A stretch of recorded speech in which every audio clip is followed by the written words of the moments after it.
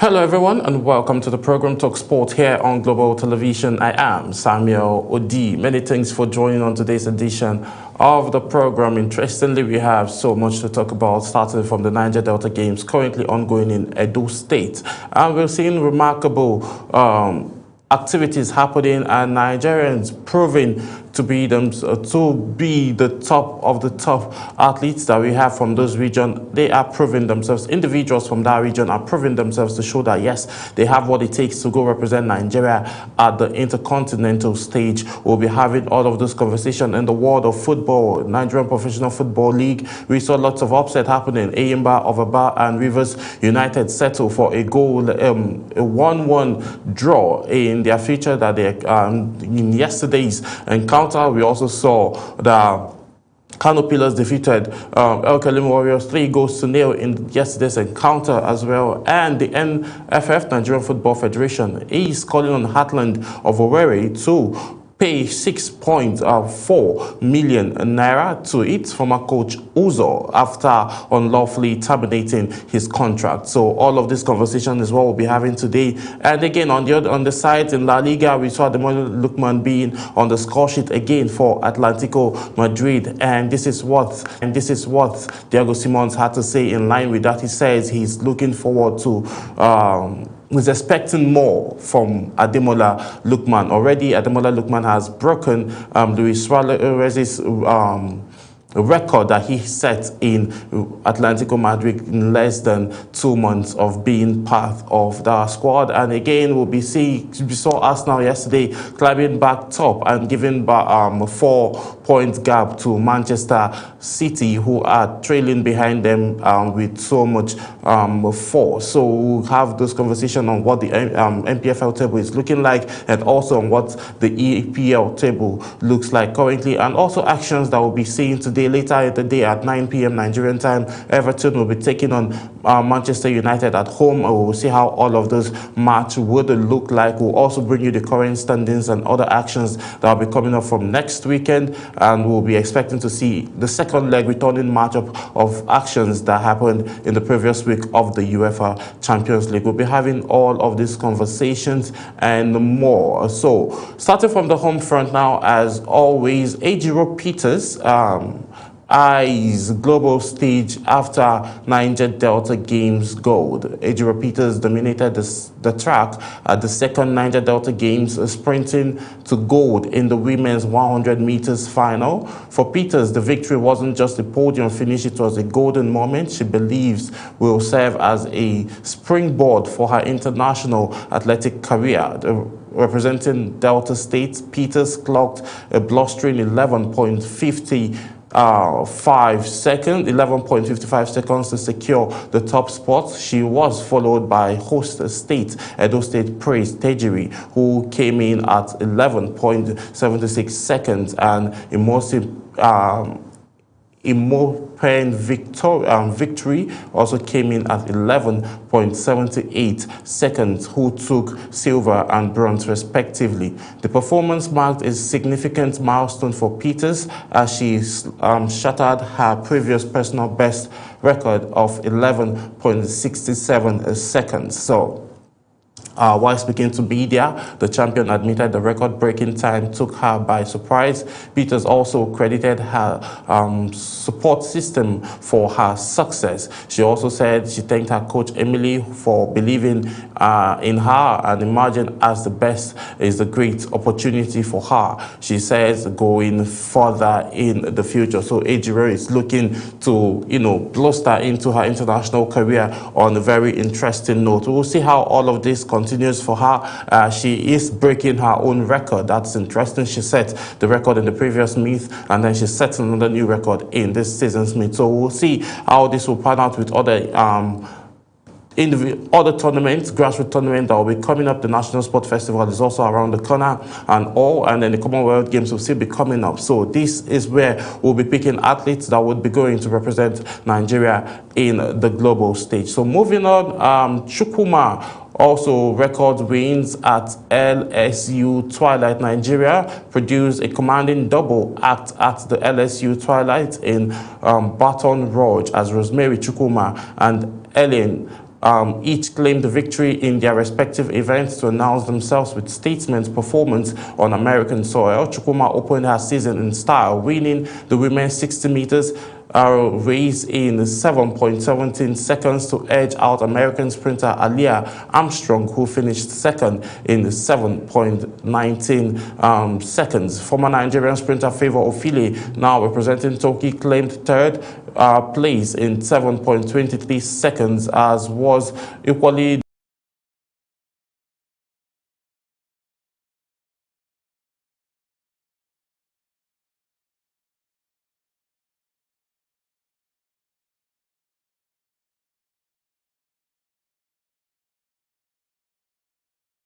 able to match the Nigerians' control and strength over the distance. The performance underlined Nigerians' growing depth in women's sprinting, with both athletes making emphatic early season starts ahead of what promises to be a competitive year on the track. So it shows that I always say it's that looking at the future, Nigerians track and field athletics look very, very good, and these individuals kept pushing themselves on a daily basis to be better, and we always see that on the track and field as they get themselves very, very enthusiastic and very ready to represent Nigeria as always. So we will see how all of these trajectories continues. Like I said, Commonwealth Games is around the corner, and these athletes, they all know that they need to beat themselves so as they can be able to represent Nigeria. What I mean by beat themselves, meaning they need to beat the records that they have set before, because the competition is high. There's a lot of individuals, there's a lot of talents that Nigeria have, both in the grassroots here, locally here in Nigeria, and those abroad. So everybody is doing what he or she can do to be better at their game, so as they can go for these Commonwealth Games that is coming up within June and July in Scotland. So moving on now, something very interesting. Nigerian fencer Bruno breaks into world junior top 10. Nigerian fencing sensation Ikosi Bruno has achieved a historic milestone, becoming the first Nigerian ranked among the top 10 junior fencers in the world. The latest ranking released by the International Fencing Federation placed the 18-year-old 10th in the men's Serb junior category with 750 points. Bruno is now the second highest ranked African, behind Egypt's Ahmed Hassem, who sets seventh with 76,000 points. Despite the quarterfinal exit at the 2026 African Junior Fencing Championship in Dakar, Senegal, Bruno's race has been driven by his sixth place finish at the 2026 FIF World Cup in Dakar. Still, Bruno began representing Nigeria globally in October of 2023. In 2024, he won Nigeria's first ever global men's Serb medal, a silver at the World Touring Satellite Cup in Ireland, and added bronze at the 2025 Junior Championship in London. At 16, he also became the first Nigerian selected for the All-American Fencing First Team in the United States of America. It goes without saying that Bruno is a grandson of former NAFDAC director Dora Akinyele, God rest her soul. So the trajectory of that has been interesting, and we're expecting to see him climb more, maybe to top 5 this time around. It shows how interesting this individual is, and also we are seeing how the fencing sport is being adopted gradually in the Nigerian sporting ecosystem. So quickly, we are moving as fast as we can today because we have so much on our list. And Remo Stars loses to Wiki Torres. That's talking about the current champions of the NPFL. Remo Stars loses to Wiki Torres. Bara FC stretched unbeaten run. The struggles of defending champions, defending Nigeria Premier Football League champions Remo Stars continue as they stumbled to a 2-1 to Wiki Torres in Jos, while Bara FC extended their revival with a goalless draw against Warri Wolves in Ozoro. Remo Stars, still grappling with inconsistency, fell behind early at the new Jos Stadium, where Wiki Torres are currently banished from Following fans' violence, Jonathan Maigari put the home side ahead in the 10th minute before Hassan Musa doubled the lead in added time before the break. Despite Samson's Olasupo pulling one back for the champions in the 82nd minute, Remo could not find the equalizer. The match saw Remo's goalkeeper Almond Kolimba make a string of vital saves to keep the contest competitive, including a double stop in the 15th minute and further interventions throughout the first half. Frank Edimo's introduction at the start of the second half injected some attacking impetus, but the team struggled to convert chances, with Alex Oyewan missing a late opportunity. The defeat leaves the Sky Blue Stars entrenched in the 19th place with 27 points from 27 games, raising the likelihood of relegation, particularly in bottom place Kun Khalifa's secure victory against Niger Tornadoes. Still talking NPFL, Remo Stars dropped to 20th after Kun Khalifa's win Kun Khalifa climbed off the bottom of the Nigerian Premier Football League for the first time since December 21st, 2025, after a crucial 2-0 victory over Niger Tornadoes at the Dan Anyanwu Stadium in Owerri, leaving defending champions Remo Stars anchored in 20th place. Adamu Mohammed opened the scoring for Kun Khalifa in the 26th minute before Ogetega doubled the lead in added time at the end of the first half, despite a missed penalty from James.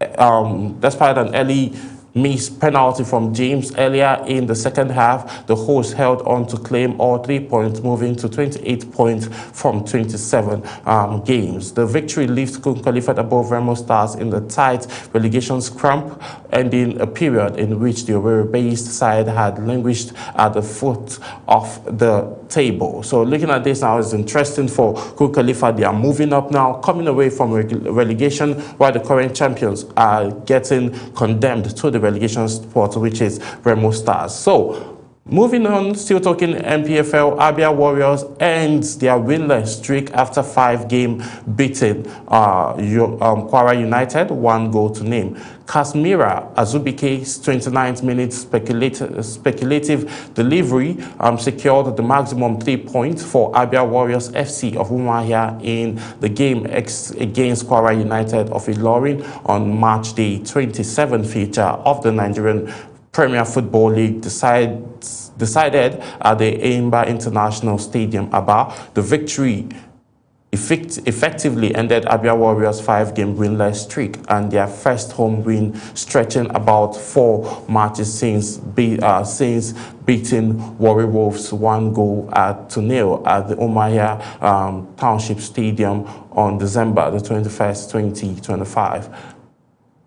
It was a slow start to the game by Warriors, but they gradually got into the groove as they pinned Kwara United to their own half. Abia Warriors will be playing El Kalemi Warriors in Maiduguri later this weekend. Similarly, Eimba FC of Aba, which now has a new head coach, Emmanuel Gustave Dutch, who is a Dutchman, drew 1-1 with Rivers United at Port Harcourt at the Adonike Stadium with a 28-minute goal from Abiodun Joseph. So this has been the trajectory of what the NPFL actions has been looked like over the weekend, and some interesting and shocking news still came up in line with the NPFL, but this is coming from the NFF, that's talking about the Nigerian Football Federation, as they have ordered Heartland of Owerri to pay Coach Uzo 6.4 million for unlawful termination of his contract. The Nigerian National League NNL side Heartland FC has been ordered by the Nigerian Football Federation, NFF Players Statutes and Arbitration Committee to pay Coach Charles Uzo 6.4 million naira for the unlawful termination of his contract. Uzo signed a 2-year deal on the 1st of August 2024 at 700,000 naira per month regular salary. His contract was terminated on the 11th of June 2025 without just cause or proper procedure. Uzo had claimed 8.4 million for the remaining term. After reviewing the submission of both parties, the committee ruled that Heartland FC must pay 6.4 million as compensation to the coach within 4 to 5 days of receiving the decision. The NFF warned that non-compliance would trigger a transfer and registration ban to Heartland FC. The ruling reinforces the NPFL stance on contractual integrity in Nigerian footballing system. So looking at this now, let's quickly look at the standings of the NPFL. Like I always tell you, there's a high chance that the league will be changing, the standings will be changing because the league is still very much alive, though it's at a stage where a lot of teams fight so hard to see how far they can finish, staying far on top and making sure that they win. So looking at it now, leading the pack with 27 games played, matches played, we have Ikorodu City winning, having 45 points. Enugu Rangers, who were at the top 5 earlier, coming up in second position with 44 points. Nasarawa United with 44 points. Rivers United, having played 23 games, they have 43 points. That means the higher advantage is with Rivers United because they still have 4 games in hand, and that can give them an advantage to even climb to the top 1. And currently with the standings and what we are seeing now, they have a future coming up later this weekend, and if they win, automatically it takes them to 46 points, and then they'll be in the number 1 position. Now Abia Warriors in 5th position with 43 points after playing 27 games. Bendel Insurance with 38 points. Katsina United fell over the weekend, and they have played 27 games in total with 38 points. Shooting Stars with 38 points. El Kelemi Warriors, who fell to the hand of Kano Pillars yesterday, defeating Kano Pillars, defeated them 3-0 and this gave them, keeps El Kelemi Warriors at 38 points, and Plateau United are having 36 points. This trajectory continues for the second half, as we'll be seeing the second half of this table, where Warri Wolves continues, and they have played 27 games and having left with 35 points. Niger Tornadoes with 34 points. Barua FC with 34 points. Eyimba of Aba, who were struggling earlier and are still struggling after playing 27 games, they held Rivers United to a 1-1 draw,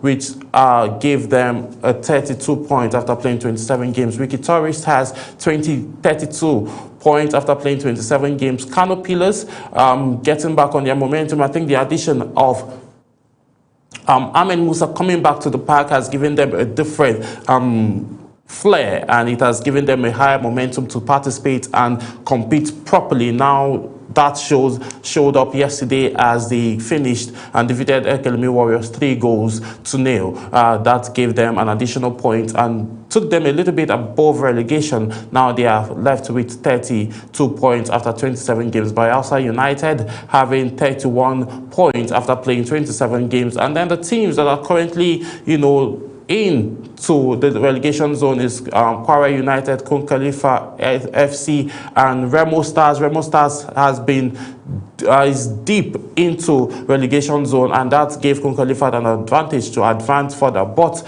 they are still not in a position where they are looking very, very healthy. So looking at all of this now, looking at the matchup and the results of the actions we saw over the weekend, we saw Plateau United defeating Shooting Stars 4-1. Kano Pillars winning the Kelemi Warriors 3-0, and then Rivers United and Eyimba of Aba settled for a 1-1 draw. Abia Warriors winning 1-0, and then Ikorodu City and Bayelsa United settling for a 1-1 draw, and Kun Khalifa defeated Niger Tornadoes 2-0. Like I always tell you, it's getting interesting. The NPFL is getting very interesting. The competition is very, very high, and then we are seeing teams struggle and also strengthening their depth based on the second half of the season. A couple of matches are still remaining to be played in this remaining half of the season, and teams are doing all they can to finish up top, at least playing the Federation Cup, if you get to win, yes, you advance to CAF, and also those that will be emerging as champions of the NPFL automatically will be going to represent Nigeria in the continental stage. So that is what most of these teams are looking forward to, and we will see how all of these will pan out for them. So moving away from the Nigerian league and the Nigerian scene totally, let's quickly move as McAllister strikes leads as Liverpool edge Nottingham Forest 1-0. Alex McAllister's 97th minute goal rescued Liverpool from a lock-star performance to beat struggling Nottingham Forest 1-0 last night. In a huge boost to their chance of Champions League football next season, Forest's fourth manager of the season, Victor Perez, was taking charge for the first time in the league, and his side looked set to earn a deserved point until the dramatic final. McAllister had a goal ruled out when he charged down Ola Aina's clearance in the closing stages. The ball was deemed to have struck the Argentine defender on the arm. However, to Perez's fury, Forest did not heed the warning as they slipped within 2 points of the Premier League relegation zone. McAllister swept home a rebound after Van Dijk's header was saved. After another lengthy VAR review, this time the call went in Liverpool's favor despite Angel Edik's standings in the offside position. Looking at those now, away from that, EPL table has, Arsenal re-established 5-point lead after 4-1 win over Tottenham Hotspur. This also happened last night. Eberechi Eze was on the scoring sheet, I think twice for Arsenal. Arsenal overpowered Tottenham Hotspur 4-1 on Sunday to re-establish a 5-point lead at the top of the Premier League table. The Gunners arrived for North London derby 2 points ahead of Manchester City. City had on defeat Newcastle 2-1 at the Etihad on Saturday against Spurs. Mikel Arteta's men took the lead through Eberechi Eze's strike. But the hosts leveled almost immediately after Declan Rice gave away the ball and Kolumoni slammed his effort past David Raya. In the second half, Victor Gyökeres put Arsenal in front again with a tremendous finish before Eze grabbed his brace as well. There was enough time for Gyökeres to add a fourth for the league leaders, and then the trajectory continued like that, and that was how Arsenal were able to get back on top. Let's look at the current standings of the EPL. As it stands, Arsenal leading the pack currently. Arsenal leading with 61 points, I beg your pardon, and also Manchester City following behind with 56 points. Aston Villa in third position with 51 points. Chelsea, after having a draw over the weekend against Burnley, they settled for the fourth position with 44 points. Manchester United will be playing a game later today, and they have 45 points. If they get to win, they will be climbing the top 4 position and with 48 points. So looking at this now, Liverpool will be having another action, and as well Liverpool are left with 45 points. Brentford having 40 in the 7th position, and Bournemouth will be having 38 points with 27 games being played. Everton, who will be taking on Manchester United later tonight at 9 p.m. Nigerian time, is left with 37 points, and Fulham FC having 37 points in the 10th position. So we'll be looking at the other second standings. Newcastle having 36 points, Sunderland with 36 points as well, Crystal Palace with 35 points, Brighton with 34 points, Leeds United with 31 points in the 15th position, Tottenham Hotspur with 29 points in 16th position, Nottingham Forest with 27 points, with 27 matches being played. And then teams that are in the relegation zone are West Ham United, Burnley, and Wolves. But Wolves are deeply in the relegation with just 20 with 28 games played and having just 10 points. Burnley FC having 19 points and West Ham United having 25 points. So this is what the current standings of the EPL will be looking like after the matchup later today between Manchester United and Everton. There would also be a change. Either Everton goes back up or Manchester United will be climbing the top 4 position. If they get a draw, whatever the outcome is, Manchester United, if Manchester United win the match, they'll be getting to top 4. If they settle for a draw, they'll still be getting to top 4. The only thing that can stop Manchester United from advancing to top 4 is if they lose the match. But whatever outcome it is, if they get to win or get a draw, the top 4 position is certain for Manchester United later tonight. So we'll see how all of that will pan out. And also on Tuesday, we'll be seeing returning legs of the actions. We'll be seeing Galatasaray taking on Juventus. We'll also see Atletico Madrid in actions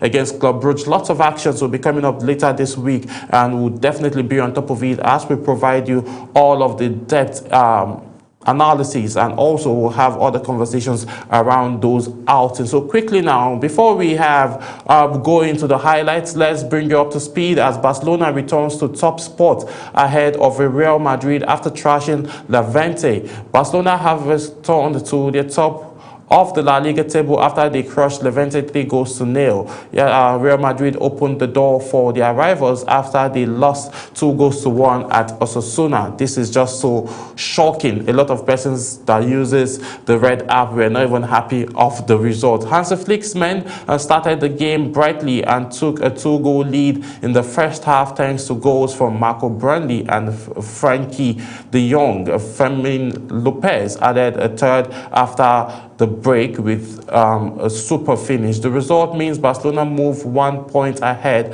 of Madrid. Earlier on Sunday, Sevilla edged a 1-0 victory over Getafe, while third place Villarreal hosts Valencia later on the night. And then the trajectory continued like that. We also saw Ademola Lookman and Atletico Madrid also victorious, edging up their opponent 4 goals ahead. And that was when Diego Simons made a statement saying that, yes, Ademola Lookman has been amazing, but he's still expecting more. Talking about Ademola Lookman has broken Luis Suarez's record at Atletico Madrid already. But quickly, let's bring you all of the highlights from Arsenal, Manchester City, Barcelona, and Atletico Madrid. But we will be starting from Arsenal first, giving honor to whom honor is due, because they are the lead leaders in the EPL, and then we'll follow that suit with that of Manchester City. Afterwards, we'll take a flight straight up to the Spanish La Liga and bring you the highlights of Real Madrid, Barcelona, before we bring you that of Atletico Madrid. For now, here's a highlight of Arsenal as they edge Tottenham 4-1.